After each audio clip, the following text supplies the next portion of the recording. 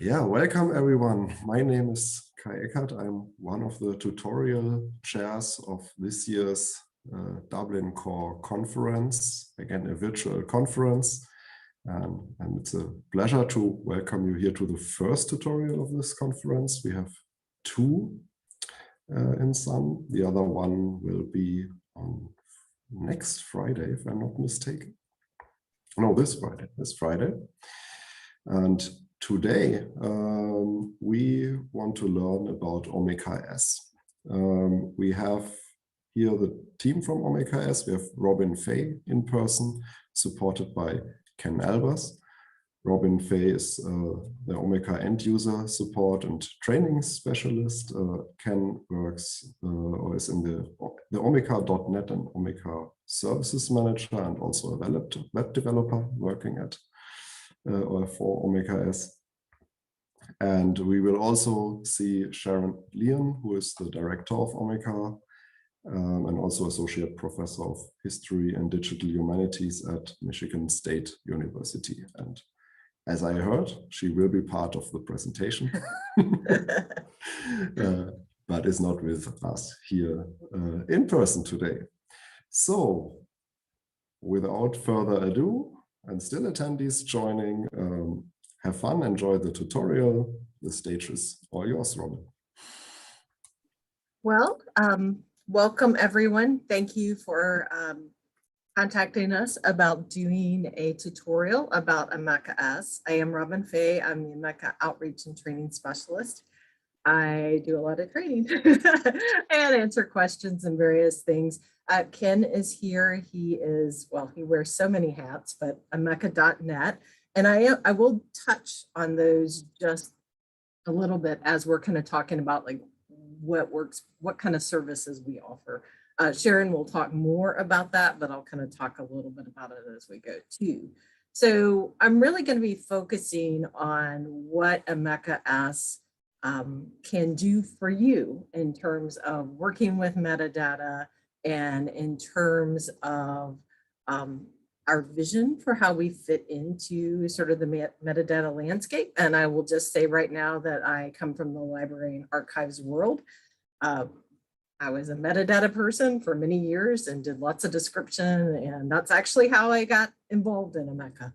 I was probably like many of you and looking for a solution for a institutional repository, a digital archive. We kind of have this hybrid project going on. And I was looking for something that would work for that particular solution. And I found Omeka, as many of you do as well. If you'll let me know if you can see my screen, okay, just give me a yes and let me know if you can see everything.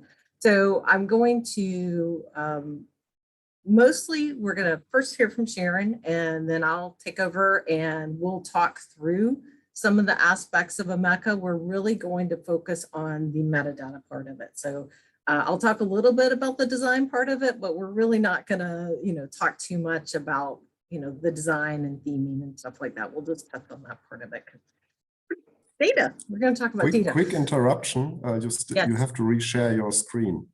Oh, I do have to reshare my screen. Okay. Yeah, you got it taken away for the nice video introduction. Oh, I'm so sorry. That's okay. Okay, so now you can see my screen. Yes. Okay, fantastic. Okay, so there's my contact information too. I'll share that again at the end. So a lot of the things I'll be talking about, I do have a closing slide that has a list of resources. And so you'll have that information to sort of shortcuts to get to some of this. We do offer a variety of services, including training, and you can contact me right there, either training@omeka.org or robin@omeka.org, either one works. And I'll talk a little bit more about training as we go as well. So, agenda. We're going to start with Sharon's director's message, and she's going to give us a great history of Omeka and really talk about the different pieces that'll be of interest to you. And then I'm going to dive in and I'm going to show you some things We're going to do some screenshot kind of things, but then I'm going to do a demo, and then we're going to give you a chance to play in our sandbox. Hopefully it'll work. So we'll see how that goes. And then we'll finally wrap up with any questions and answers. I'll talk some more about the resources. It's your opportunity to ask anything you want to ask. I will, and Ken's going to help me watch the chat. So if you have questions as we go along, feel free to drop them in the chat. I may wait till the end to address those, or I may go ahead and just, talk about them then. I don't mind being interrupted with questions by any means. So on that note, here's Sharon Leon.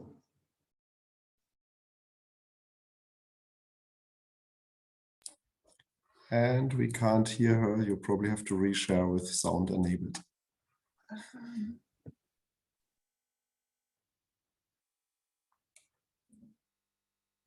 Okay, let's see. Okay, so you can't hear Sharon, is that correct? Yeah, but when you just stop the sharing and start it again, and there should be a check mark for sound sharing. I think it's disabled by default. Oh, okay. Let's see, maybe it's under advanced. Okay, I do see. Okay, I'm gonna try. There's video, so okay, we're gonna try. So I have two settings: share sound and optimize for video clip. So, but depends on Zoom. Let's see. Yeah, it probably does depend on Zoom. Okay, so it's not video then. Okay. Oh, you know what? I did just see it. I'm so sorry. I just expected it to capture the sound automatically. All right, one more time, and I think we will have this. Okay. Really several different versions of Omeka, and most of you. Okay, let me start again. And that worked. Fantastic. Learn something new. Hi, my name is Sharon Leon, and I'm the director of the Omeka project, and I'm really pleased to be with you here today to talk a little bit about the backstory of Omeka and how Omeka S came to be. If you'll forgive me for a second, I'm going to. Hi, my name is Sharon Leon, and I'm the director of the Omeka project, and I'm really pleased to be with you here today to talk a little bit about the backstory of Omeka and how Omeka S came to be. If you'll forgive me for a second, I'm going to share my screen. Yeah, all right. So many of you will know that there are really several different versions of Omeka, and most of you will be familiar to some degree with the original version of Omeka, Omeka Classic. But most of what we're going to talk about today is Omeka S. So this is the current Omeka site, where you can see the two core platforms. Both of them are now available in the 3.0 version. And Omeka Classic has been around and out in the world since 2008. And Omeka S sort of really came into being in around 2015. I have been with the project since the beginning, since we just had the glimmer of a hope of a web publishing platform that would help users who were not technical experts share their collections and their materials with the world. While the project started at the Roy Rosenzweig Center for History and New Media, it has been fully independent since 2016, and it is stewarded under the auspices of Digital Scholar, which is a not-for-profit corporation that provides financial backing and sustainability and systems for Omeka, but also Zotero, Tropy, and other open source scholarly communications and digital humanities software that you might be familiar with. So many of you will remember the original version of Omeka, Omeka Classic, as it launched in 2008, was already dedicated to the benefits of structured and systematized metadata. Many of our users at that point in the late aughts hadn't quite grasped the real importance of metadata schema and the ways that dedication to a schema like Dublin Core could enhance interoperability and really the construction possibilities for their web work. But we were dedicated to hopefully presetting the instincts of the field, folks who were not used to working with digitized collections and structured data, to sort of introduce them to a metadata schema that was not too burdensome, but that could really allow them to publish materials that would be interoperable across institutions and things like that. And in the years since, there have been hundreds of thousands of dedicated Omeka Classic users. And so for many, their first introduction to Dublin Core came through Omeka Classic. Omeka Classic is still available and has just been treated to an administrative interface refresh, which many of you will welcome since the interface hadn't been refreshed since 2012. It continues to be dedicated to responsive design and accessibility, while also striving for creating an experience that is simple enough for non-technical users to work with. Omeka Classic is also available to the world who doesn't have the capacity to host their own open source software through our hosting platform, which is omeka.net. And so while we might think about omeka.net as a multi-site instance of Omeka Classic, it is not really the multi-site instance that will be available to users of Omeka S, where one can build lots of sites out of one Omeka installation. Omeka.net is actually running many separate Omeka Classic installations, so that users' material is available to them and only to them, and not to other users. And at this point, we have roughly 80,000 users and about 60,000 sites on omeka.net, which has been up and running in the world since 2010. In 2013, with funding from the Mellon Foundation, we turned to creating Omeka S, which is what Robin Fay is going to spend most of the rest of today talking to you about and introducing you to the inner workings of the software. Once we sort of got to a mature version of Omeka Classic, we realized that the world of the web and digital collections had changed fairly significantly. And we were interested in building a web publishing platform that allowed medium to large users to install the software once and then publish many sites out of a repository of collections. Equally, we wanted it to be fully embedded in the linked data world, the semantic web, and we really wanted it to connect seamlessly with the rest of the scholarly communications ecosystem. And so we worked very hard to develop the first version of Omeka S, which, as I mentioned, came into the world in 2015 and then in 1.0 in 2016.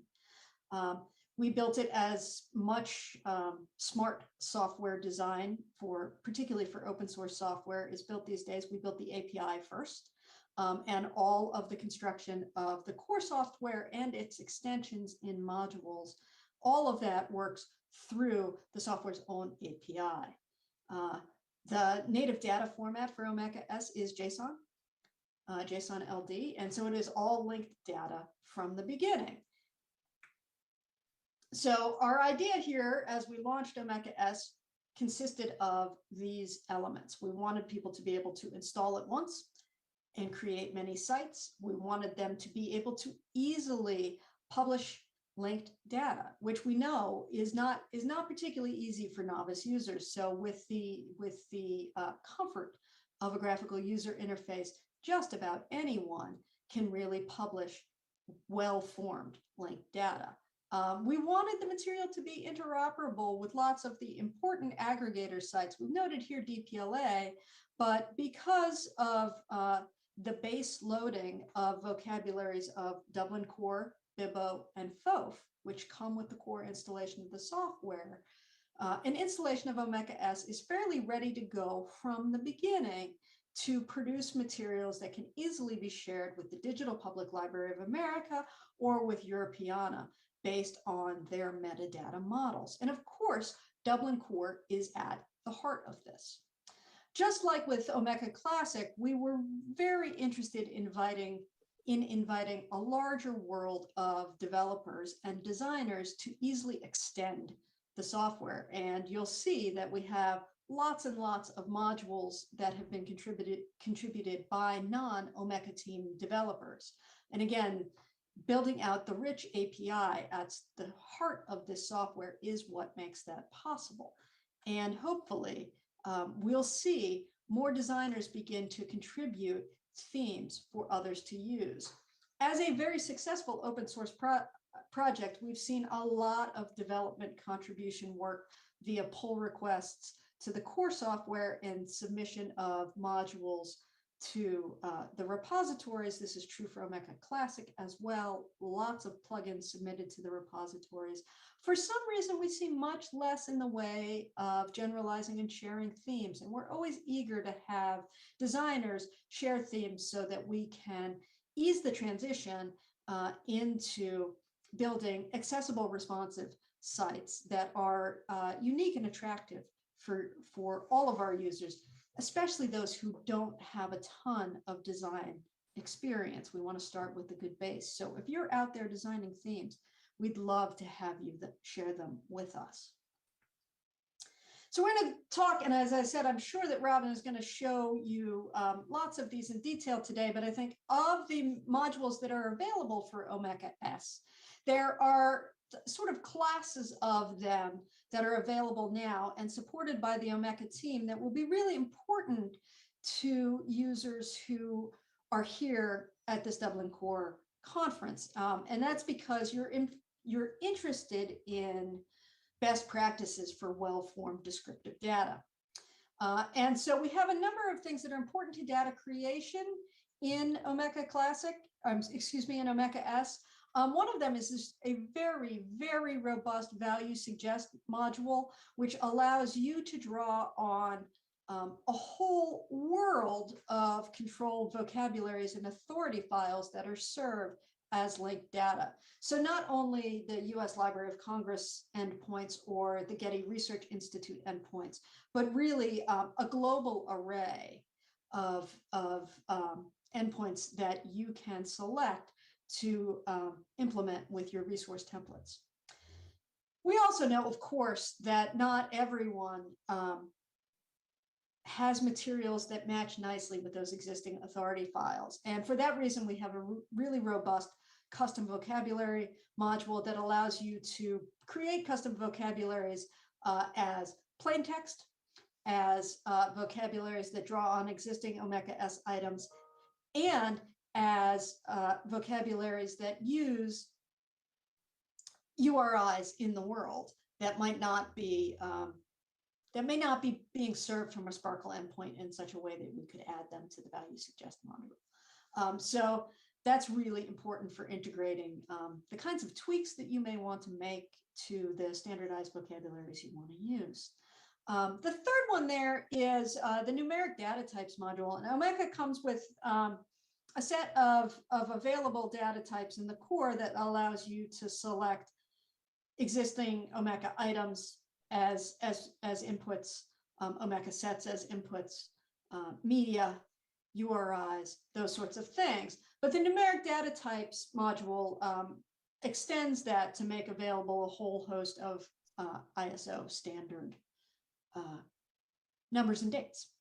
So also, we know that it's really important for people who are working with large scale data creation and cataloging to have easy ways to get material in and out of Omeka S. And so there is a very robust, dare I say, quite complicated CSV importer. If you were already working with Omeka Classic and you wanted to move into Omeka S, there's an Omeka 2 importer so that you can move your materials from an Omeka Classic site.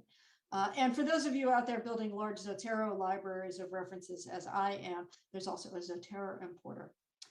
We also know that many of you work in situations where there's an institutional repository where you want the preservation grade materials of your digitized collections to reside in that repository, but you still want to be able to mobilize them in a web publishing situation. And so for that, we have connectors for Fedora and DSpace. We hope that there will be more connectors coming in the relatively near term. And so coming soon in the modules that we're in the midst of developing, we have almost ready to release a really deep core data cleaning module so that you can do some data normalization directly in Omeka S.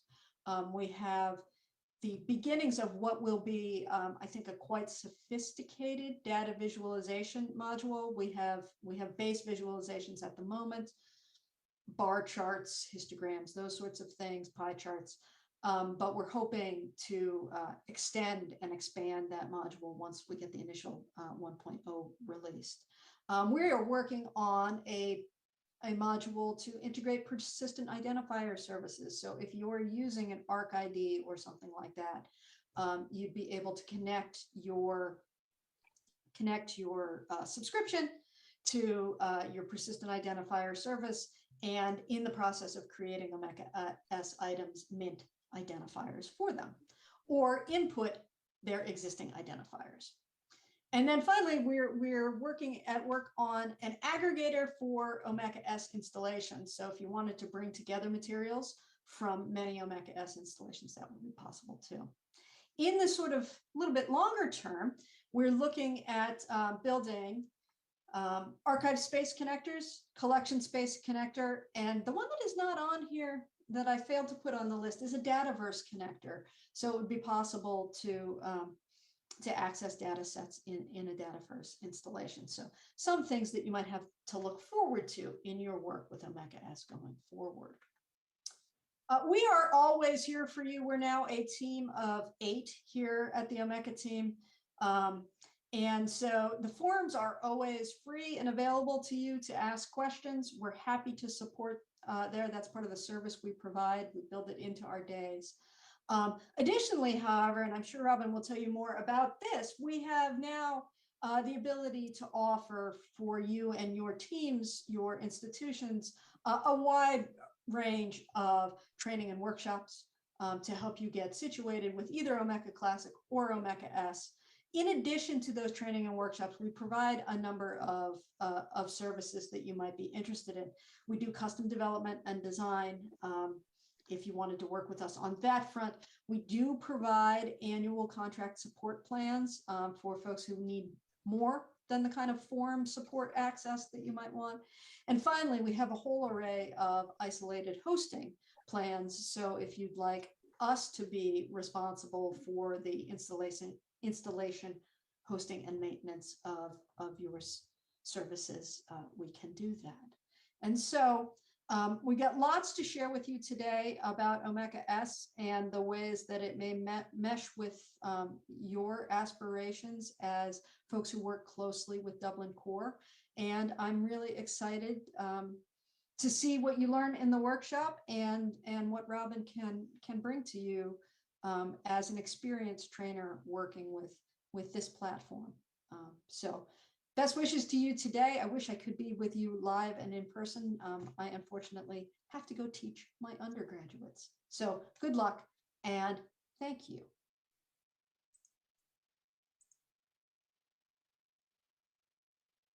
All right, so can you see my screen and hear me? Just let me know.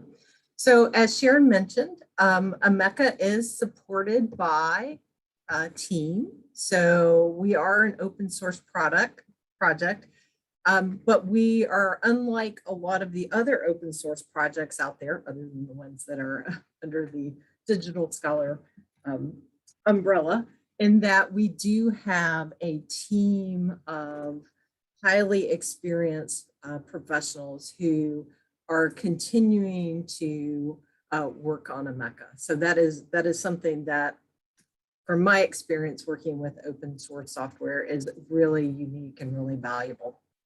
So Sharon mentioned some of these already, but I just want to kind of circle back on some of the things that she talked about.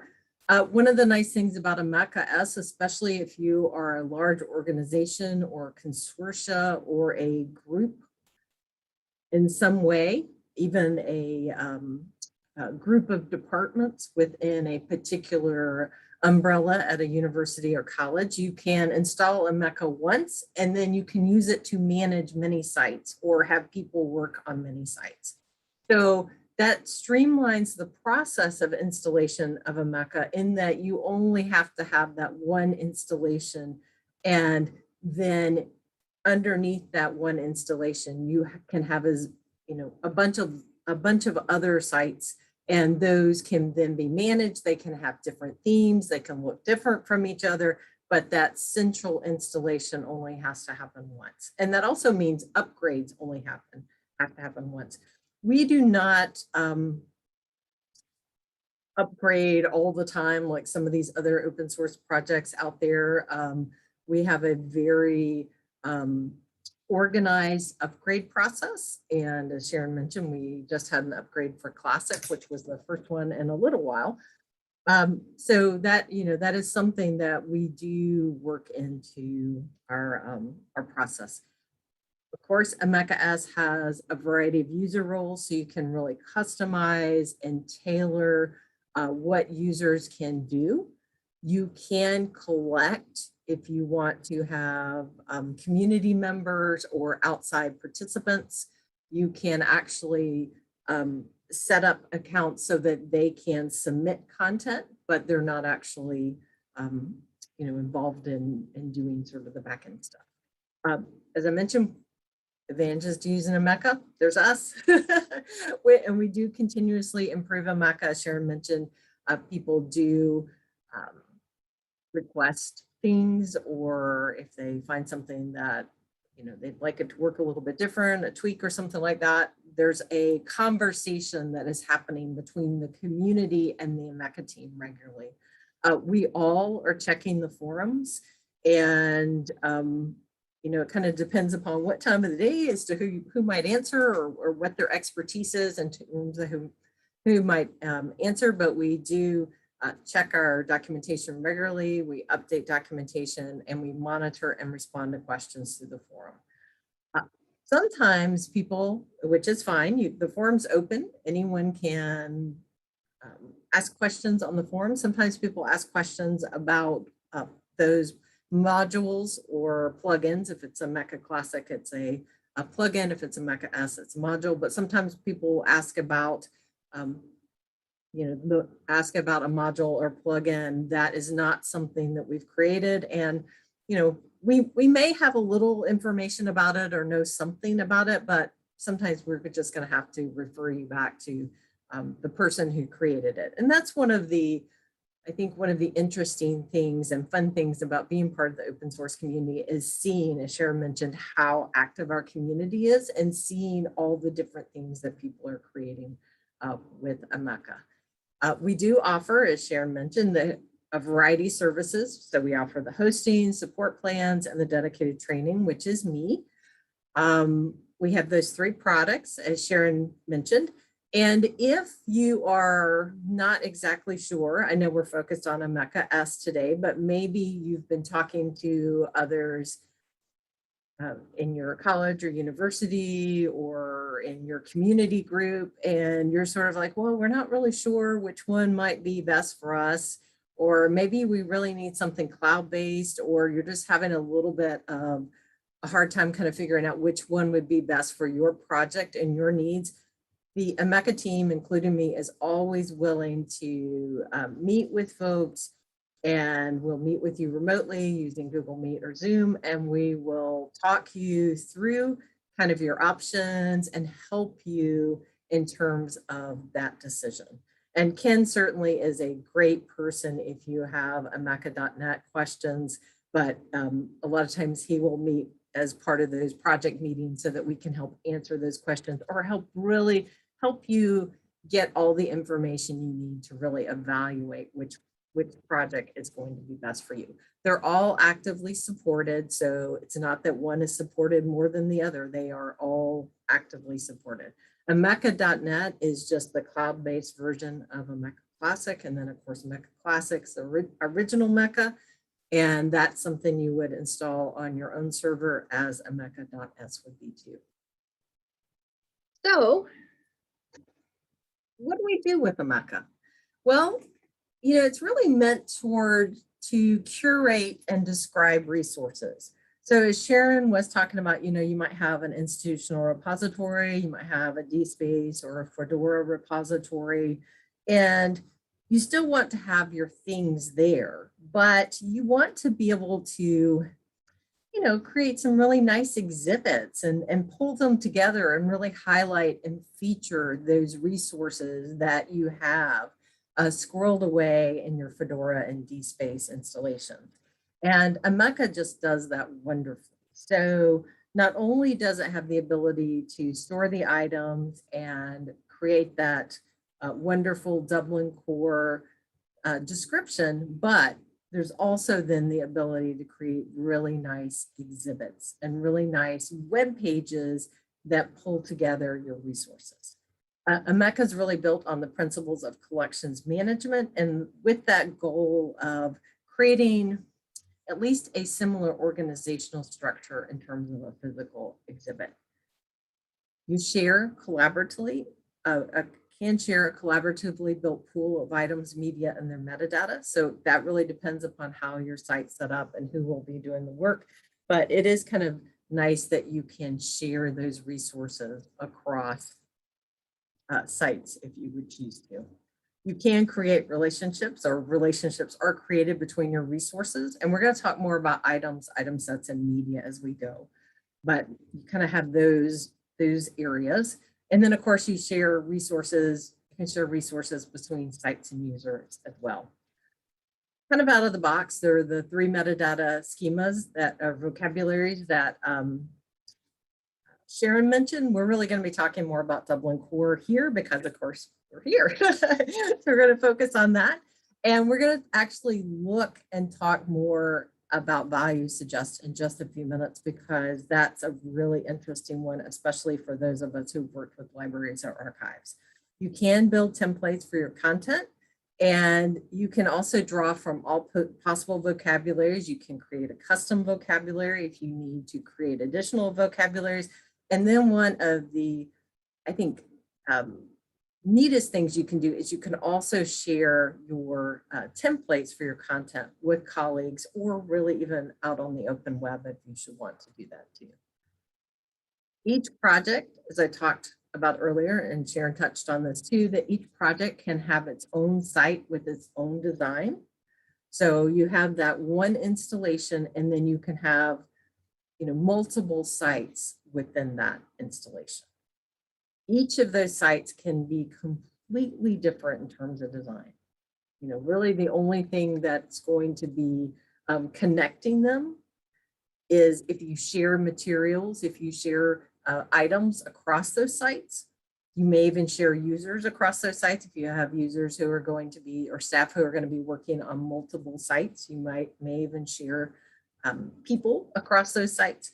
But the design and all the theming and all that other stuff, what modules you're going to choose, what extended functionality you may have for each site can be completely different. Omeka has a public interface and what I call a staff side or work side interface. And, having been a metadata person for a while, that's a kind of a common way that these types of software are set up, where you have sort of what the public sees when they go to your website, and they see the images and the text you've created and your description, your metadata description, but they're not seeing all the fields and things like that. And that's all on the staff side. And we're going to look at all of this in just a second. Within the individual site, so we have the installation as a whole, and then we have the sites within that installation. Within those individual sites, they're made up of pages. And pages can be lots of different things. They can look very exhibit-like. They can have maps in them, depending upon what you need to do with your particular pages and your particular sites. They can have multiple levels, and they can be built or used as part of the navigation. So you may be kind of getting a sense of like, wow, there's a lot to think about in terms of just what an Omeka site could look like, or how you might approach a Omeka site. So you know what your resources are, you have your resources already, perhaps. Maybe you're just starting to digitize things, or maybe you have an institutional repository or digital archive of Fedora or a DSpace, or maybe you have digital files and you're just now starting to think about like, where would they go? So, you know, planning really is the key in terms of thinking about what you would do with Omeka. And this also is helpful too in determining which Omeka that you might want to use or which might be better for you. So, you know, some things to think about when you're planning is really what would your site look like as a whole? And there's lots of different ways to do this. You can do it very designer oriented, and, you know, some designers do wireframes and layouts and all that kind of stuff. Or you may just even write an outline, like here's the things we would want to be able to do. So things like, you know, what kind of site would you build? What kind of resources are going to go into it? But hopefully you know what resources you have already. So what kind of resources are going to go into it? Who's your primary audience? What are the goals of your site? How are you going to welcome and orient people? You know, what is the landing page going to look like? How are you going to help people understand what your site's going to be about? What would you want to highlight on your site? And that's a very important part of it, because as you start thinking about what your pages would be, and then of course those pages are going to be what's displayed to the public, those are going to be what makes up the bulk of your Omeka site. Those pages would be some of those resources that you want to highlight. So what would you want to highlight, and how would you want to highlight it? How are you going to group things together? And, you know, how are you going to grab people who work on the project? Do you need to think about rights and permission? Do you need to include that in your metadata? So there's lots of things to think about. There's the site plan as a whole. You know, what do you want your site to do? And we have some great site planning tips on our website, and that's in the resources. So if you've not done a site plan before, or you've not worked through a site plan before, then I would suggest to definitely take a look at our site planning documentation, because it's excellent. And then the other piece of it, and I would assume, being at a Dublin Core conference, that you would want to you know, use Dublin Core, and you're going to want to consider what your best practices will be for that. So, you know, that's the other piece of it too, is you may, as you're thinking about what your workflow is going to be and what your metadata is going to look like, make decisions based upon, do we need to create a custom vocabulary? Are there things that we would need to add to the Dublin Core elements? Or do we need to write some best practices for those Dublin Core elements? I worked on a project where I had student workers who were helping me input some of the metadata, and I quickly discovered that you know, I needed to use value suggest so that they would see Library of Congress subject headings and could just choose off a list. And even then, that wasn't always great, but at least they had a starting point. But I also needed to write some best practices in terms of how do you reconstruct or write a title?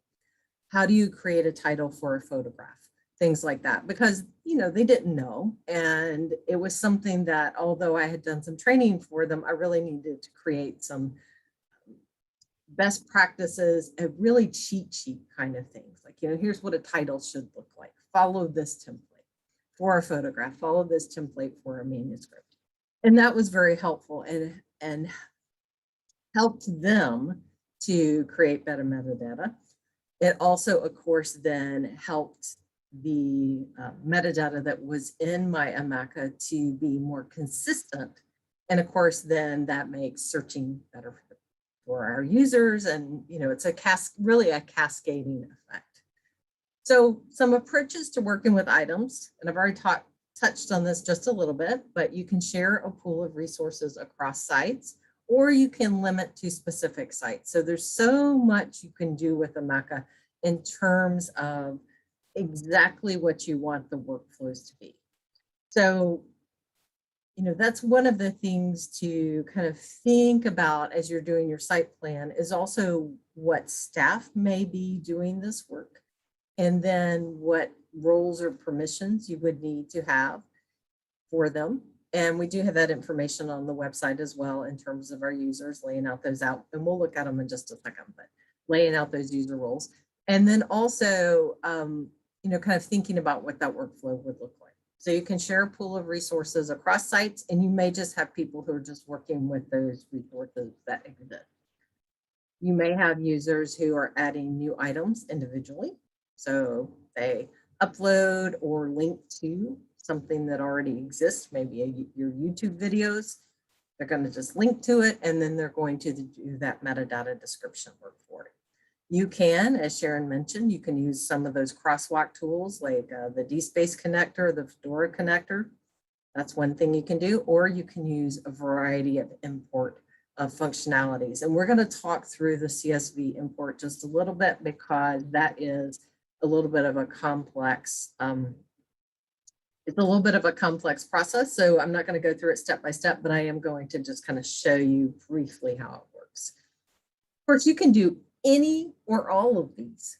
It really is going to depend upon what you have, and also whether or not you already have some metadata. So if you have been working, maybe creating some metadata in a spreadsheet using Excel, or maybe using Google Sheets, you can get that CSV file from either of those, and then you can import that right into Omeka using the CSV import module. Now, there's a little bit more that has to happen to that, but it's definitely doable. So let's talk about infrastructure as we sort of dive in. And I'm going to kind of talk through things, and then I'm going to demo things, and then you'll have the opportunity to play. And I will share links also so that you can continue to do some exploration on your own time as you have time. You know, over the next few weeks or next month, you can come back and do a little bit more exploration and testing too. So items are really the basic building blocks of an Omeka site. And this is your resource. You have an item, and that is something that you have media for it. So you have a file, and then you have some information about it. Now, that information, of course, is going to be the metadata. So, you know, that's the pieces, sort of the two pieces of it. You have a file, or you have a YouTube video, and then you have some information about it. And as I said, the information can be in a spreadsheet. It can be, you know, all the different places we get, we get information, right? It can be anywhere. You can use URL. So you can, if you have YouTube or you have a URL. So let's say you wanted to add something from your website or add something from another resource, you could always use the URLs too. And you can upload directly to Omeka as well. So, you know, just as an example, and this is a sort of an example that might be something that some of you have even, you know, worked on. I want to create an exhibit about historical architecture. And so I have architectural plans of a single building. So I have, you know, some architectural plans, and I've scanned and digitized those architectural plans. So I have my PDFs, and I'm going to upload those to Omeka, and then I'm going to provide that contextual information, that metadata that we create. So, you know, things like the title, who created it, rights, copyright, general description, all that. We're going to use Dublin Core.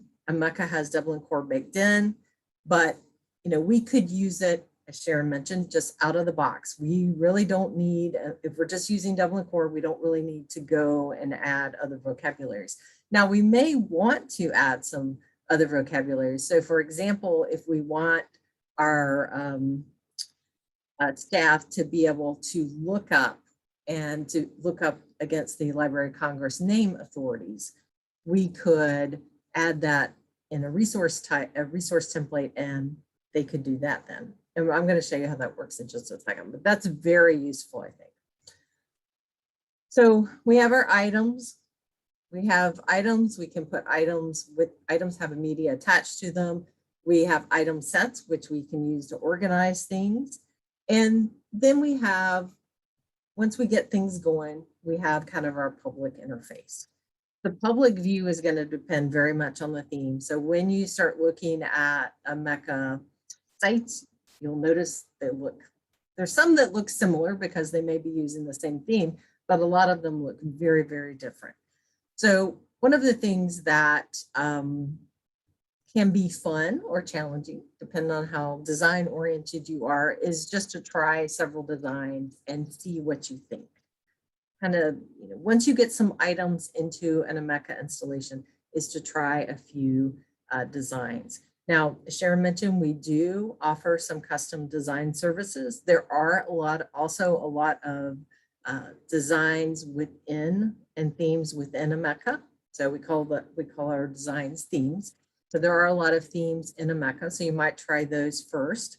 I do also do training on themes. So if there is a particular theme that you're working with and you have some additional questions, you can certainly ask in the forum. And if it's one of our themes, one of us will answer you, or someone in the community will answer you.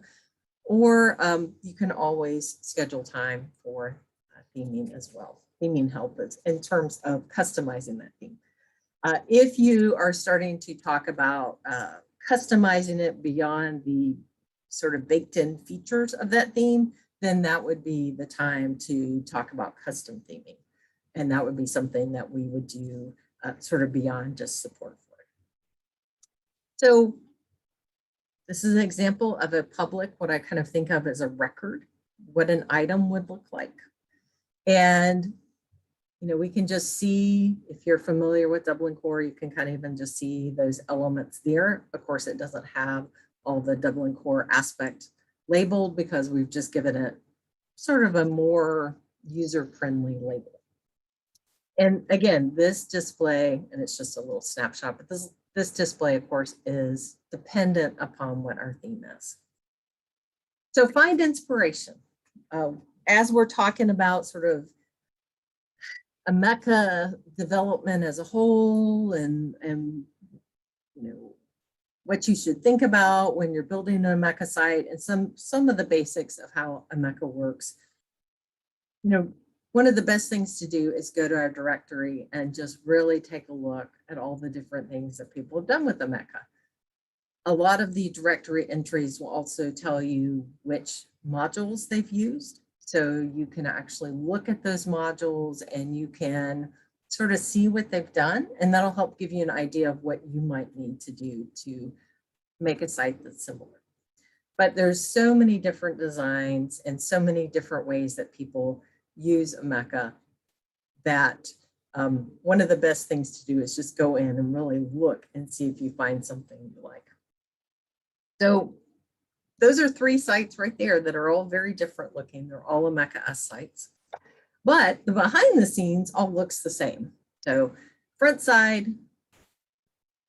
that public side, the pretty side can have just about any design or theme you can imagine. You can even, as Sharon mentioned, you can even build your own, have your own theme that you're built. If you have someone who's a designer in-house or has that skill set in-house, you could take one of the existing themes and do whatever you want with it. That's the beauty of open source, right? You can do whatever you want with it. So you have that ability, but then the back end side of it, or what I think of as sort of the staff side or the administrative side of it, is really going to look the same for everybody.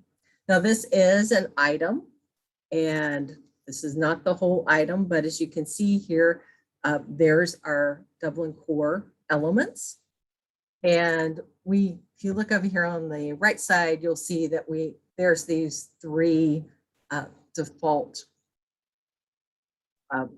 list of properties that we have. So we have Dublin Core, we have the bibliographic ontology, and then we have the friend of a friend, or FOF. So we have those three baked in. So you may not need anything else beyond these. Or you may want to, like I said, if you want to be able to pull or check from the Library of Congress name authority file or the subject heading authority file, or you want to be able to pull from Getty and have that pop up so that people can actually see those headings, those topics, then you will want to use the value suggest, because that's exactly what the value suggest does, is it suggests one of those values. And that's something you actually choose. So you would actually choose for subjects, I want to use Library of Congress subject headings, or I want to use Getty, or I want to use both. So you can give your users, your staff members, a chance to choose whichever. Now, we'll talk more about value suggest and just look at it in a second, but I did want to just show you the basic staff side interface in terms of editing an item so that you would see those Dublin core terms represented and just sort of be able to see what we do. You also notice that we have the ability to add the URIs there as a link. So that technology is really baked into Omeka.s. And we're going to talk more about resource templates in just a minute. In this particular example, I don't really have a resource template assigned to this one, but we're going to talk about those in just 1 second. So I've already talked a little bit about the metadata support. I wanted to kind of zoom in a little bit so you could see this a little bit better, because I know looking at a little snapshot can be a little bit challenging. You can also choose other things here too. So you can use friend of a friend, or you could add your own custom here and choose something else. Or like I said, you can use the value suggest to define what they're going to be seeing as a lookup functionality. And we're going to look at that in just a second. The other thing is you can, in customizing this, you can choose which Dublin core elements appear. So if you want to add additional, if you wanted to add additional properties, you could do that.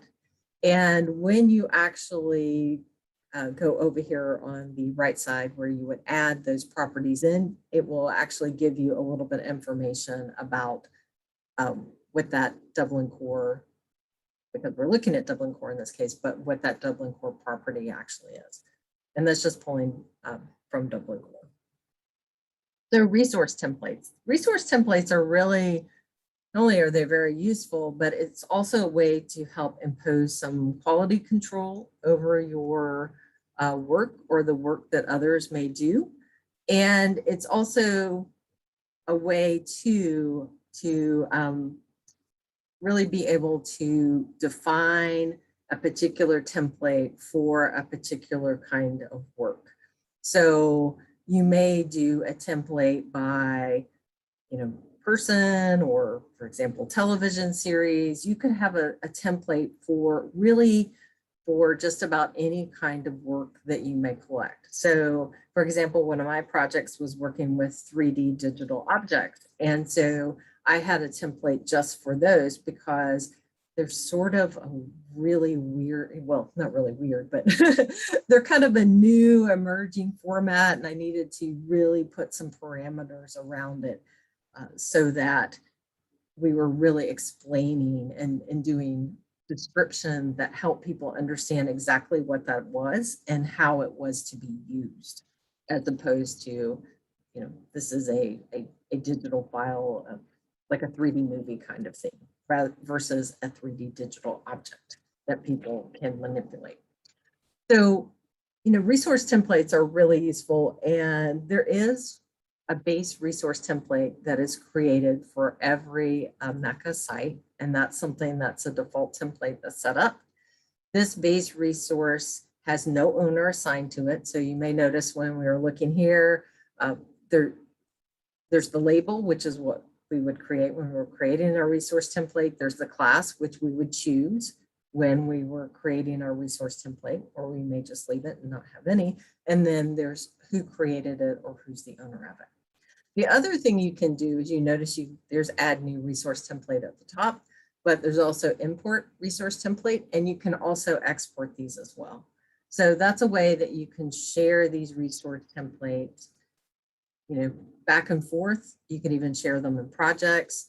There's a lot of potential in terms of being able to share this, because this is essentially a metadata template that you can then assign for an item that will facilitate better quality metadata as a whole. So base resource, that's baked into Omeka, that comes with Omeka. It is a default. It maps to the metadata fields required by DPLA. So you could take this base resource if you needed to prepare something that was in Omeka to package up and send to DPLA. You could just use the base resource, apply that to those items that you need to. Of course, you still need to do your metadata work, right? You still have to do the description. It's not a shortcut to the description. Your metadata description, you still have to do the work, but it would apply those elements that DPLA would expect to see to those particular resources. Again, you will see no owner for this because this is something that is a default. The other thing you'll notice here as we're looking at our resource templates is that there's the ability to say whether or not an element or field is required. So you can say whether or not it's required, and then you can say whether or not it's going to be a private field. So I know sometimes when I've worked on projects, I needed to communicate something else to another person working in my Omeka installation. And so I actually created a separate field for that so that I could put those notes in there just for someone else. And that would be something that I would not want to display to the public. It might be something more about how we're going to process or handle something, or even something maybe a little bit more about the metadata description, but something that I would not, in my case, it was about the processing and handling of particular materials because of how the rights were assigned for those materials. And so, just ensuring that that would show up for just those particular materials. So when you create your resource templates, one of the things you can also decide is if you do have some field that for some reason you need it to show up when someone's logged in, so another staff person could see it, but the public wouldn't see it, then you can do that. You can also choose whether or not something's required, which means, of course, someone has to fill it out. They can't skip that field. It has to be filled out. Now, you may think like, I'll just make everything required. That'll be great. I'll have great metadata. Well, for one thing, that doesn't really necessarily make great metadata. It just makes metadata because it means they have to fill it out. But the other part of it is too, you just will need to think about, of course, as you do with your metadata description, does that Dublin core element that you're making required in this particular resource template, will it apply to everything that you're going to assign this resource template to? So, will you always have a date associated with these particular items that you're going to associate this resource template to? If you're not going to have a date, then how are you going to handle that particular date if you're going to require it? Or maybe you're not going to require it. If you have manuscripts or textual works, they may or may not have an alternative title. So that one would probably be one you would consider about whether or not you would not require that. If you were preparing things to go to DPLA and you were wanting to take this resource template and really make those fields required that DPLA is going to require, then that might be one of the places where I would kind of look at it very carefully, take their list of what they have for the requirements, and then just go through it and make sure that what is here that says required actually matches what they say is required, because that would ensure once you apply this template and you have items that are added using this template, that would ensure that at least those fields were addressed. It would not ensure the quality of that data, but it would ensure that that data was filled out. So value suggests. This is really one of my favorites. This does give extended support for so many things. Sharon talked about some of these, but geonames, the Getty vocabularies, Homosaurus, the LC Link Data Service, the OCLC metadata service, which includes the Virtual Internet Authority file, RDA vocabularies, view catalogers, that's there, rights.org.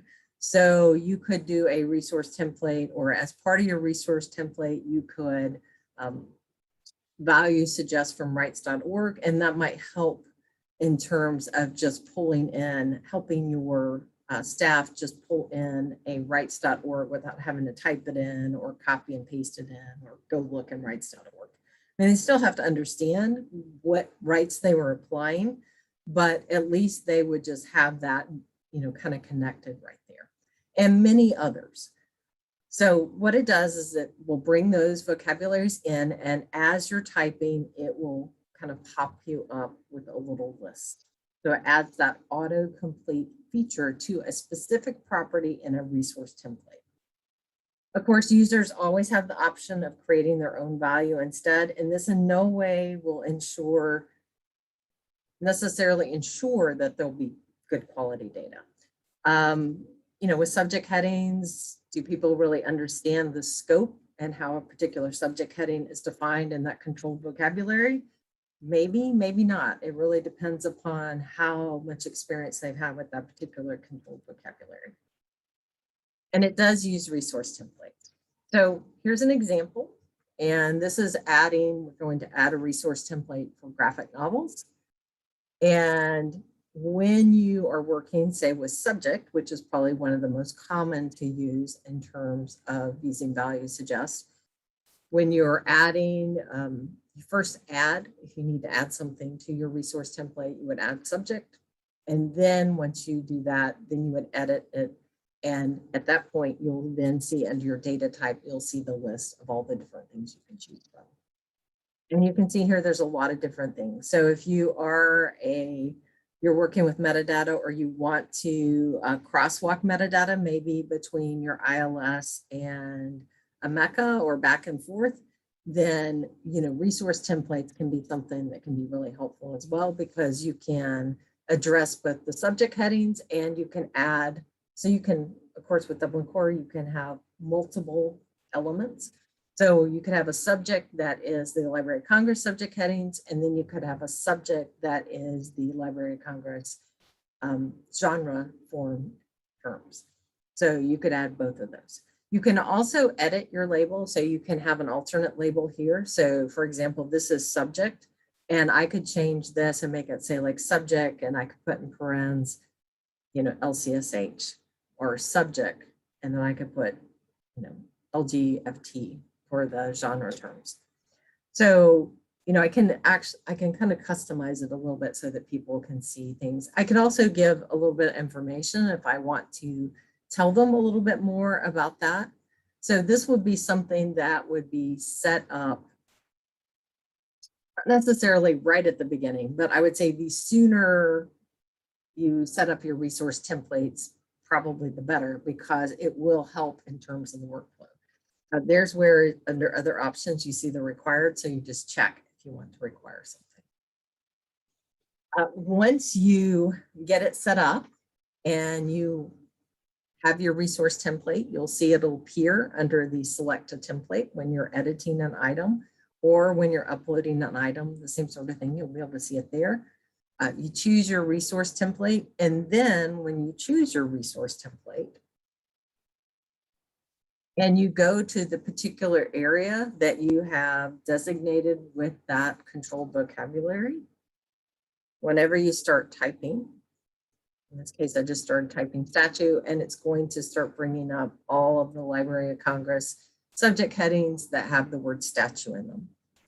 So pros of doing this, it can be very helpful in terms of helping guide people to especially the right subject heading or the right name heading, or rights.org, or you can probably think of other situations where it would be wonderful if you're using geo names for places. You know, there's lots of different ways that this can be helpful. Of course, if you have a particular subject heading and they're not finding a match, or the information, they've chosen a subject heading that doesn't match anything in the Library of Congress subject heading, and that's what you've used as that's what you've used for that particular subject in terms of that vocabulary, then of course that's going to be something that'll have to be addressed, because it's not going, it's not going to be able to find anything. So they're going to have to add something, and you may have to help them. So you'll definitely want to think about, especially in this group, think about what your metadata best practices would be. And part of that will be, or can be, your resource templates and value suggest. So those two things to me just kind of go hand in hand, where value suggest can really help, especially if you have multiple people who are going to be adding items and adding metadata description. If you are going to have multiple people who are adding metadata and metadata description, adding those items, then having those best practices in writing, even like a little cheat sheet like I created, it's going to be really helpful. And then being able to check against controlled vocabularies is going to be helpful as well. Certainly, if it's just you and you're the only person working on this project, this is a real time saver too. Now, Statue of Liberty, there's so many things there. Statue of Freedom, there's so many different things there. That one isn't particularly a good example. It's a good example of the things the long list you may have to wade through, but it's still much quicker and easier sometimes than having to dig around in the Library of Congress subject headings. If you know that that subject heading exists, but you're not exactly, say, for example, the Statue of Liberty is a subject heading in Library of Congress, and it is in the name authority file, but you're not really exactly sure of the form of that particular name, then using value suggest can be a really great tool, because it's an easy way to kind of see at a glance, like, oh, that's what the form is. And then you just choose it, and you know that you're using that correct form. And you know that it's also using that linked data, because it's going out and going through the linked data process. So let's back up and talk about modules briefly. Hopefully that one sounded really exciting and like something that would be a real time saver, because I know I've done both metadata work and traditional cataloging work, and data entry, like what can you do to make data entry go a little bit faster, or to make it a little bit smoother, or to provide some quality control around it. And both resource templates and value suggest are wonderful tools for being able to do that. Of course, the other module that Sharon mentioned was the custom vocabulary.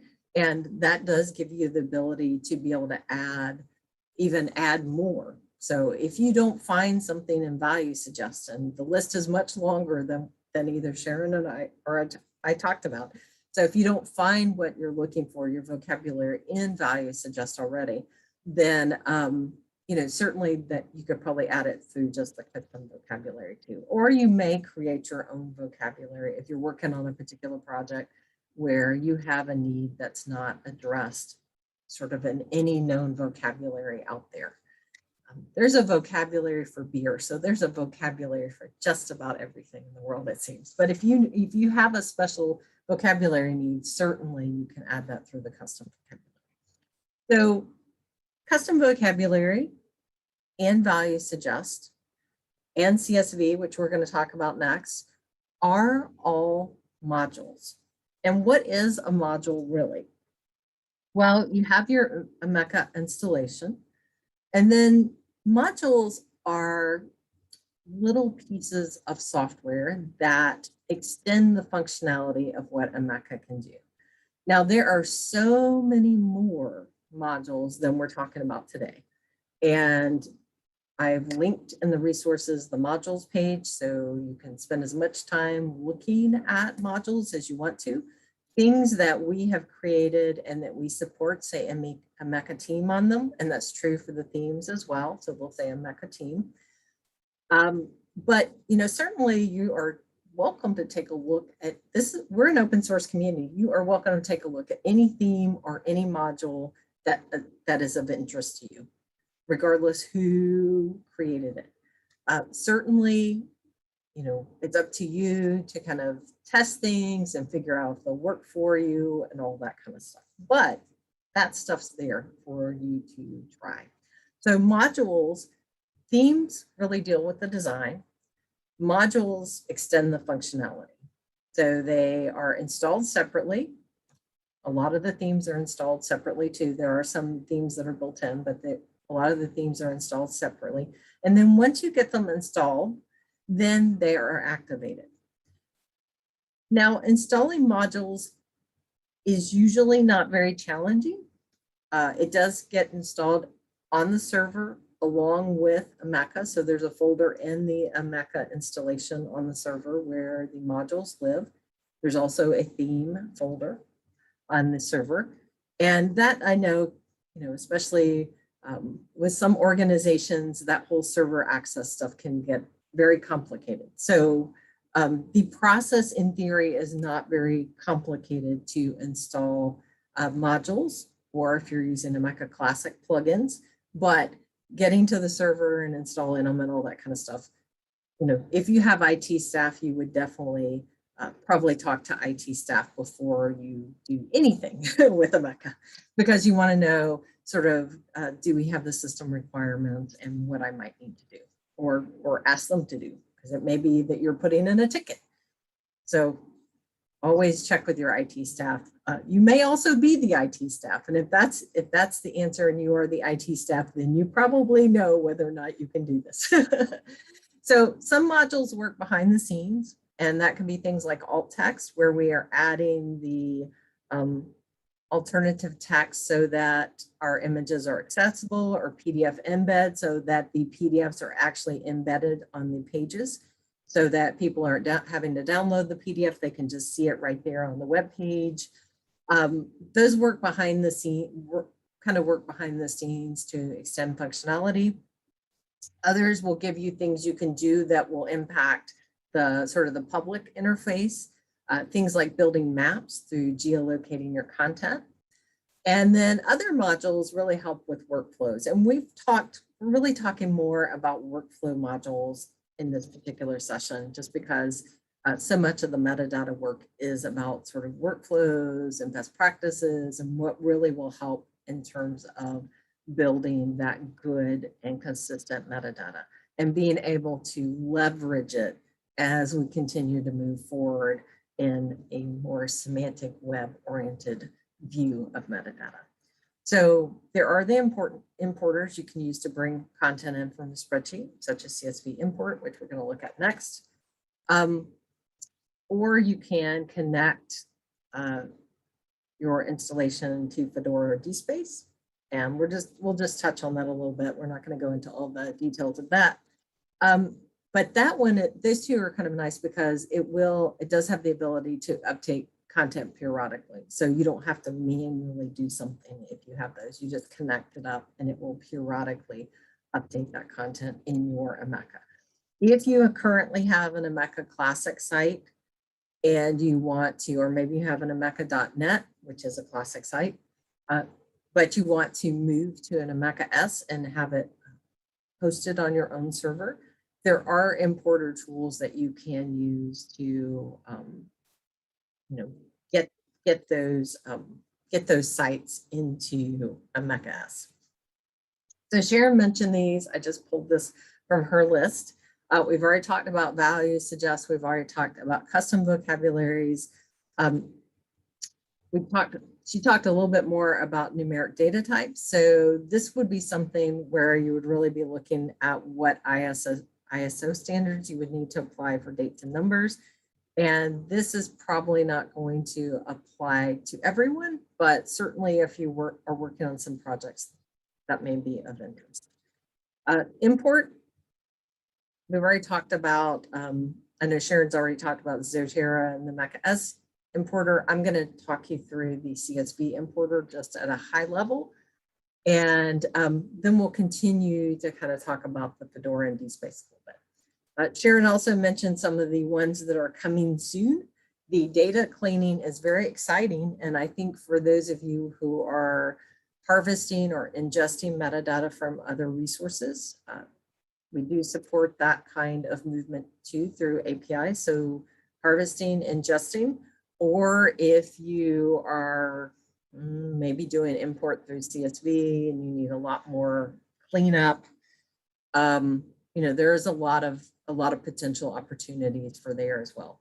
Data visualization, Sharon talked about that we're getting ready to roll out the first version of that, but then we'll be extending past the bar graphs, bar charts and graphs and things like that. So that's really exciting to think about in terms of what Omeka data that's in a more visual format, like what it could really look like and stuff. So I'm going to be excited to see what people do with that. And then of course the persistent identifiers, which is I think is going to be really exciting too, to see what people do with that too. I do know that ArchiveSpace is a fairly large community, and ArchiveSpace is really focused on building finding aids for archival material. And so the data is in a little bit different format, but I think it's going to be really interesting to see those finding aids being able to be brought into Omeka and what people can do with it. So if you have an ArchiveSpace where you're building your finding aids, and then you have an Omeka where you're putting your digital resources, or maybe you have a DSpace and you're putting your resources there, and then you have ArchiveSpace, you could bring both of those in the future. You could bring both of those into Omeka S, and then you could build a really wonderful page where you include both your finding aids from ArchiveSpace and your actual resources that you've digitized in DSpace. So I think it's going to be really cool. And it's sort of the same thing with collection space and Dataverse, but I think it's going to be really cool to see how we can combine things with that. So I'm going to be interested to see how that goes too. So that's some of the modules that Sharon talked about, and I just wanted to kind of give you a list of those. So let's talk a little bit more about kind of the inside of Omeka and how Omeka works. So we looked at items already a little bit from the metadata lens, and we talked about resource templates, which you can apply to those items, and that will impact what fields you see, what elements you see. And then also if you use value suggest, that would be a way to, you know, suggest from one of those vocabularies for subjects or names or rights or whatever, whichever fields you choose to use that for. But how do you get items into Omeka? Well, I mentioned CSV import. That's one way of doing it. And we're going to talk about that in just a second. But I want to talk a little tiny bit about items themselves, and then talk a little bit about item sets. So Omeka has items, and those items have the media attached with them, or you attach the media to them. It can also be something that lives on the web already. So you can either upload things to Omeka, or you can use existing things.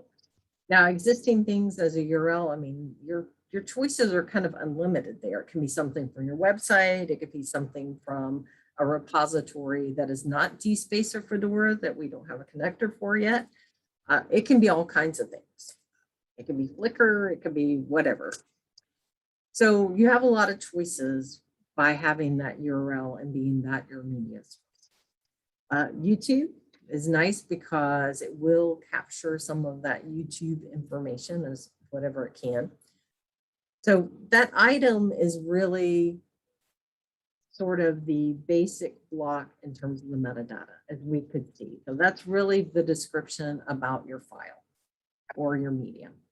So an item is both the media or file part of it, and then it's that information or metadata that you want to display in your digital collection or you want people to see. So if they are searching for your items, you want them to be able to see that information about those particular items. So items do not have to be in an item set. So especially if you batch add items, you may just, you may just batch add a whole bunch of them, and they may or may not be in an item set. You can move things to item sets later, but items can only be in one set. So it's an organizational unit around those particular items. Of course, a set can have multiple items. So if you think about a bookstore and how we organize books and group books together, a book can only be in one place at the same time, right? But of course, like a row of books can have a whole bunch of books. Personally, in terms of doing this kind of work, I'm a little bit of a planner. You can probably tell that from my site plan idea. I'm a little bit of a planner, but I like to create or think about at least some of my item sets first. So if I have my resources, and you may already have an idea of what your item sets would be. If you have a collection that you've digitized, will that collection be your item set? Maybe. So if I have the Omeka S archives and I have the Omeka S manuscript papers, I'll just use that as an example, then, maybe papers would be my set. Or maybe I would organize it by papers and date if we had collected all of the writings and various notes that people had taken from the beginning of Omeka development. So, if you have resources that you have already created, or maybe you have created finding aids for those resources, you could even look at those finding aids if you're going to put those resources into Omeka, or you're going to use those resources in Omeka in some way, maybe connecting it with your connectors or importing it, then that might even be what your sets would look like. So I think for some of us, and I'm probably one of those people who can get really in the weeds when it comes to sets. and I start thinking about like how everything's going to be organized. But if you have items, you probably already have some sort of organization to them. And it may be that they're in boxes and you're digitizing them that way. It may be that they're organized by date. It may be that they're organized by what kind of format they are. And it may be that they are organized by who donated those works or who those works belong to. So you may already have some sense of what that organizational structure would be in terms of organizing your content. So, I would say look at take a look at the resources you would want to include in Omeka, and then think about where those resources currently live and how those resources could be grouped together. And as I said, I would go ahead and create my item sets as once I got Omeka installed and I sort of have something in place, then in my resource templates, I've made some decisions about that. I've made some decisions about what fields are going to be required, all that kind of stuff, all that metadata stuff. Then I would probably do my sets next, because that way I would sort of have the foundation of my workflow in place, so that when I start adding items, I start batch adding items through CSV import or one of the connectors. I sort of have those foundational pieces in place. I already know what set things are going to go into. I kind of have I've already made decisions about my metadata, so I have a sense of that. Now, that's not to say that this won't grow, and hopefully it will grow as you go along, because, you will want to continue, hopefully will want to continue to add to your Omeka installation. But at least with those initial resources that you're going to put into Omeka, those initial items and media, if you've made some decision about how they're going to be grouped, that will be helpful. In terms of adding items though, and we're going to look at adding item sets and adding items. In terms of adding items, it's very easy to do. You just go to the items. You'll see a little button at the top that says add new item. And you see everywhere you see a pencil, that means you can edit something. So anytime you see a pencil, that means you can edit something. Anytime you see a trash can, that means you can delete something. Now, delete is delete. So if you delete, other than a few places, if you delete things, you're really deleting it. So delete with caution, as with all of these things. So add a new item, we get sort of I'm using my resource template I created called LC. It's you see there's not much there. There's only three properties that I have chosen. So title, description, subject, there's really not much to this particular resource template, but this resource template actually will go out and check and suggest Library of Congress subject headings. Now I could make a much longer template, and I could put much more in there and customize it a little bit more, but just for the purposes of making something short, it's just 3 elements, not very much. So my values are my metadata. My media is where I'm going to upload or add those files. And then item sets is where I would assign that particular item to go into its organizational grouping. Sites is where I would assign it to a site. So, we're talking about having multiple sites and you can share resources across sites. I could do that with my resources as I'm creating them.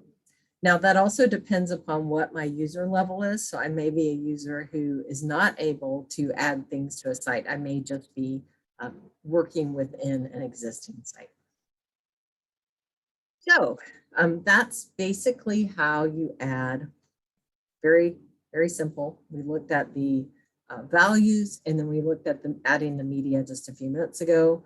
So let's look at how we would do this using Patchwork and CSV import. So CSV import is a module. And when you look at the module screen, you'll see that there's actually a little list of all the modules, or some of the modules will appear here. It depends on whether or not they have additional functionalities. There's our resource template. So when you log in, depending upon what you have permission to do, you will see more or less over here. If you can do resource templates, you'll see resource templates. There's our link to our vocabulary. There's our items and item sets. So it really depends upon what you can do. In terms of CSV, if I have the ability to work with the modules and use the CSV import, I would see it over there. And then I'm just going to open that, and it will immediately prompt me for my import setting being my CSV. You can use TSV or ODS. I have primarily used CSV for this. That seems to work a little bit better for me.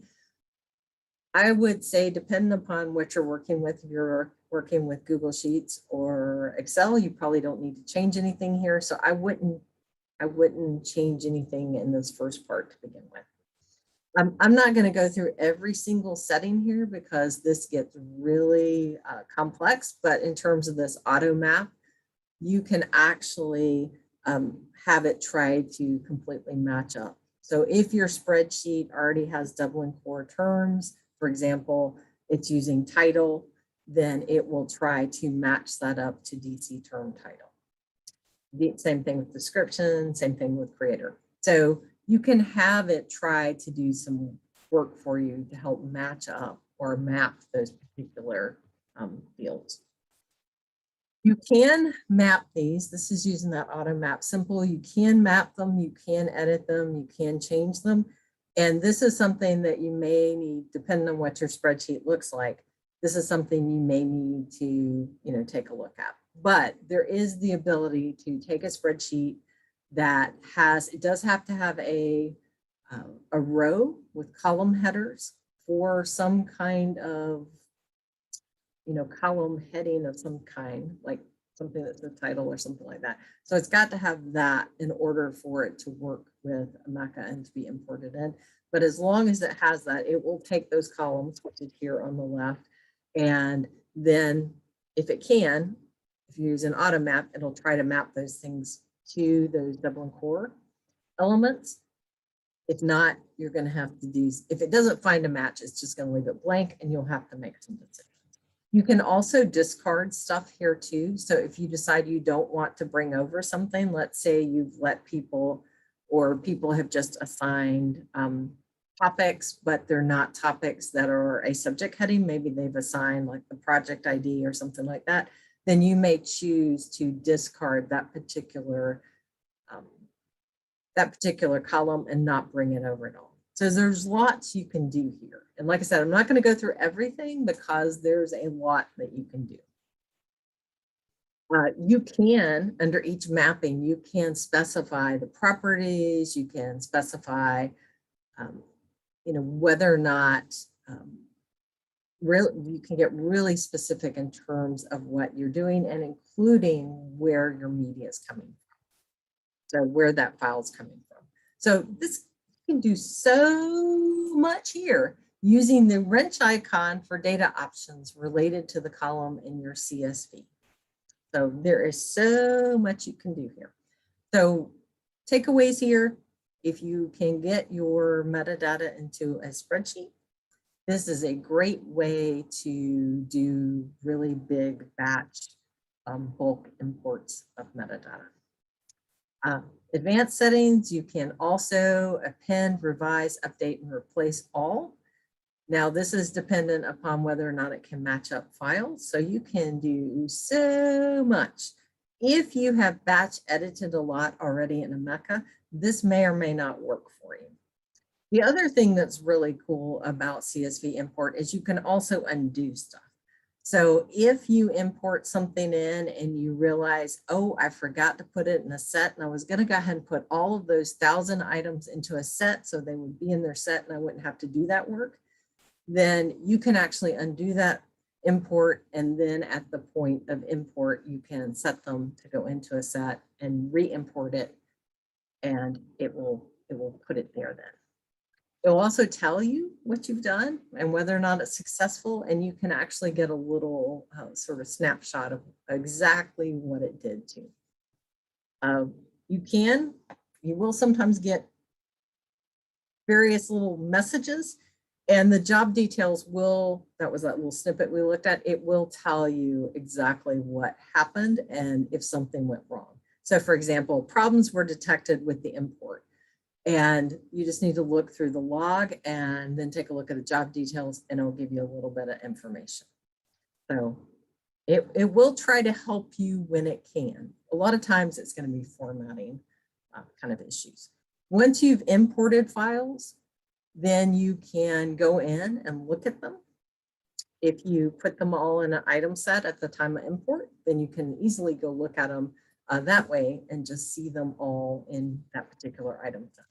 And so in this case, I don't have really good titles because this was something that came from another resource. But in that case, once the items are in a set, you see the batch actions there. So I can do some additional batch processing here. Or of course, I can go in and individually edit things as well. So, I can, like I said, do that batch process, or I can go in and I can edit each of these. There's a lot of things that you can do in the batch edit items, and this is one of the things that has just been such a wonderful, for me, when I was working on big metadata chunks and big item chunks, this was really helpful. Being able to batch edit and set the template in terms of that resource template, or being able to go in and take things out of item sets, or being able to actually, something was wrong. So for example, there was a typo in the spatial coverage name. So I'm able to take that out by removing it, and then I can add it back with the correct name so that it shows up correctly. So you can do a lot, and you can also do the same sort of thing too, where you can add URIs as well. Now remember, this would apply to everything that you've checked to batch edit in that batch. You can select things to batch edit too, which is really helpful. So I can't spend too much time on batch editing. Unfortunately, it's a really cool thing, but that can be very helpful for this kind of work too. So groups of sets, we've talked about items already being grouped together and being collected together, being the organizational tool. It's very easy to add those. And then the pages, which we're not going to spend a lot of time talking about, pages are really the way that you're going to curate and display the items. Pages can also be used just like a web page on your website. So, you might do an about page. Omeka always gives you a welcome page as the default. And pages, it's sort of similar in terms of presentation, where you can do things like, oh, I'm sorry, we're looking at item sets. You know, with item sets, it's the same sort of thing where you can do some basics edits. Anytime you see the pencil, you can edit. If you see the delete, you can delete. But just knowing that it's going to be permanent if you delete. So add a new item set, same sort of thing. You click on add a new item set, it will take you through that. The item set will have its own Dublin Core metadata associated with it. Just remember that that metadata will apply to everything that is located within that set, or it should. So as you're describing those resources, just think about all the things you've put in there. Sites made up of pages, pages made up of blocks. And we're going to look at this a little bit. The two things that are important to know is that blocks are the way that you can really display all your content, the item, media, text, and more, and they're movable. So you can move them up and down on the page. And we're going to take a look at these in a second. Pages or pages display. This is where I thought I was. You can view them. So that little, like a screen with the arrow is the view. And then your edit is the pencil icon. Trash can, of course, is the delete. So you can also move these around, and you see this dash here that has moved those in the hierarchy. So you can move things around and sort of nest things and organize things too in terms of the navigation. And this is kind of what pages look like. So they're up here at the top. Oh, my little thing got off. They're up here at the top. So monuments and memorial. And this is a drop down because there are those nested pages here. Just like daily life on and around the mall, it's nested pages. So there are other pages down here. How it looks, the colors, etc., how this menu looks is all controlled by the theme. What appears here is controlled by what we put in the navigation. All Omeka sites start out with a welcome page. There's not really going to be anything on that welcome page, but it's your landing page. You can delete it, or you might just want to edit and change it and just make that your welcome page. And we're just going to go through pages really briefly because I want to give you a few minutes to actually play and test with some Omeka stuff. So to create a new page, you put in a title. You do have to put in a URL slug, and this is going to be the piece of it that would be appended to your website address. So it might be like omeka.org/about. You can use dashes. So if you wanted to say about us, it would be about-us. You can't have spaces.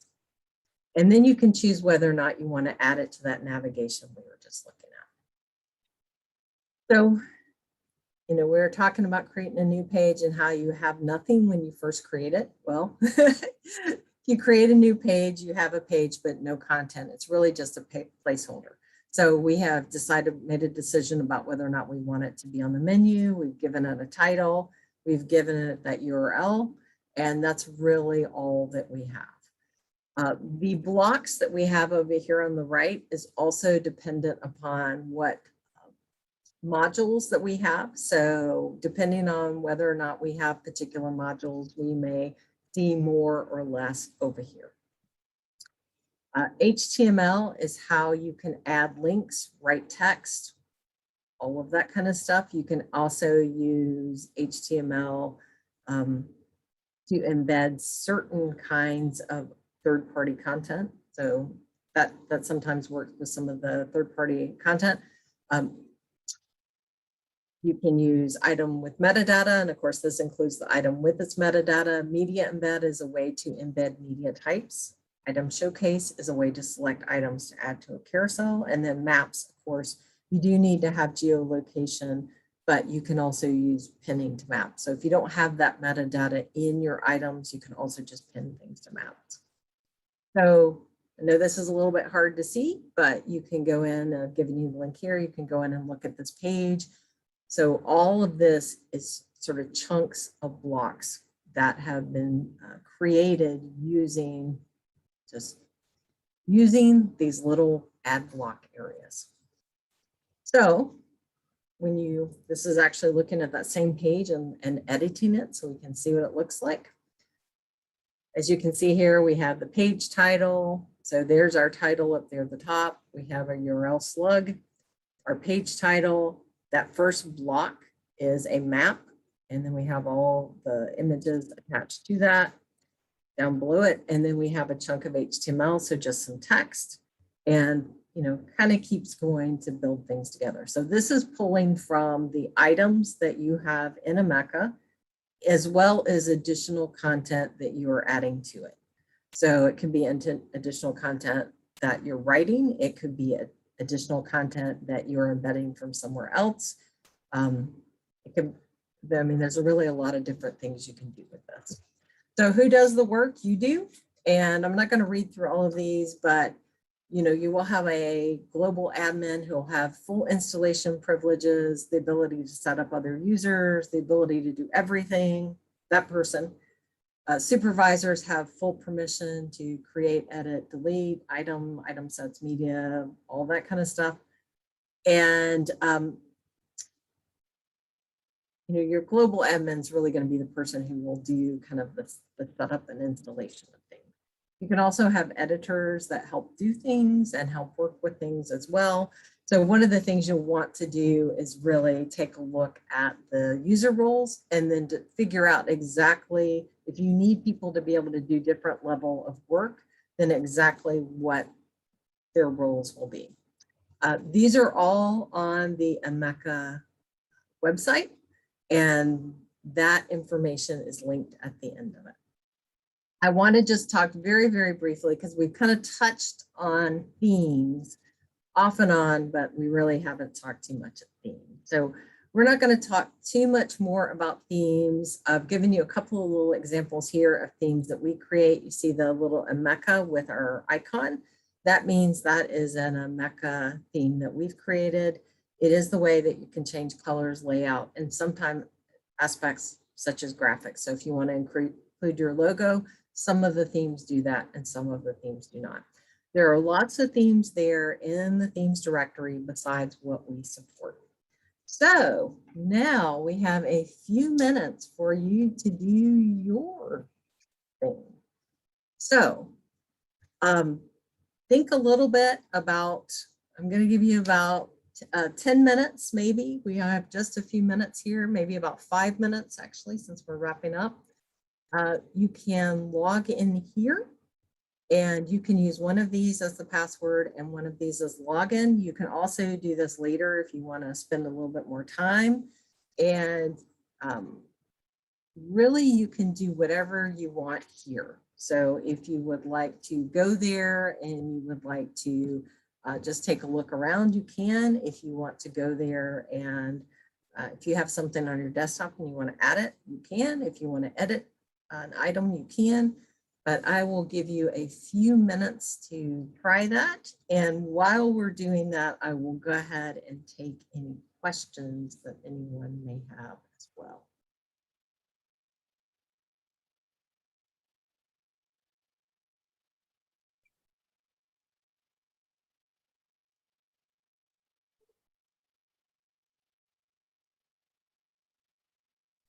So thank you very much. Thank you. That was this tutorial. And I hope I see you around at other presentations. Have a good day. Thank you. You too.